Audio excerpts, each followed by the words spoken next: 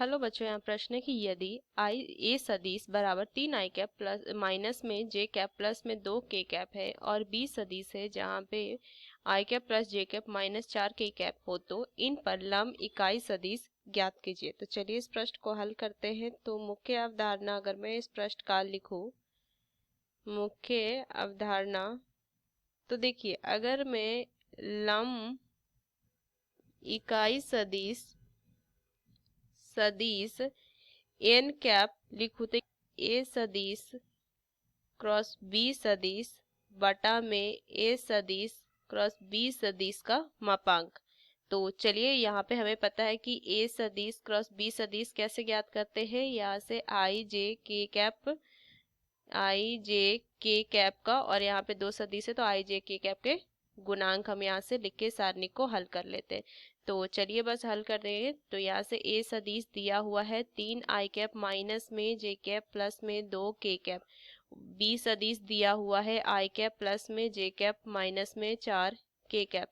तो अगर मैं ए सदिश क्रॉस बी सदिश ज्ञात करूं तो यहाँ से लिखेंगे आई कैप जे कैप के कैप और यहाँ से आई जे के कैप के गुणांक 3 माइनस में 1 2 1 1 माइनस में 4।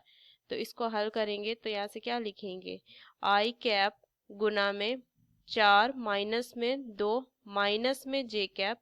यहाँ से मान कितना हो जाएगा, देखिए माइनस में 12 माइनस में 2 जोड़ में के कैप। मान कितना आ जाएगा, देखिए 3 माइनस में प्लस हो जाएगा तो मान कितना हो जाएगा, देखिए। तो इसको हम क्या लिख सकते हैं, देखिए ये आ जाएगा मेरा 2 i कैप जोड़ में 14 जे कैप प्लस में 4 k कैप, ये मान आ जाएगा। अब यहाँ से अगर मैं देखूं कि a सदिश क्रॉस में b सदिश का मापांक अगर मैं ज्ञात करूँ तो कितना हो जाएगा, 2 का वर्ग जोड़ में 14 का वर्ग जोड़ में 4 का वर्ग। तो मान आ जाएगा 4 जोड़ में 100 कितना हो जाएगा, यहाँ से 14 का 196 जोड़ में 16 तो मान आ जाएगी 216 वर्गमूल 216। अब यहाँ से मुझे लंब इकाई सदिश ज्ञात करना है तो यहाँ से लिखेंगे लंब इकाई सदिश। तो क्या आ जाएगा, देखिए एन कैप बराबर में यहाँ से मान ए सदिश क्रॉस में बी सदिश बटा में ए सदिश क्रॉस बी सदिश का मापांक। तो मान कितना आ जाएगा, देखिए 2 i कैप जोड़ में 14 जे कैप जोड़ में 4 k कैप बटा में यहाँ से आ जाएगा वर्गमूल 216।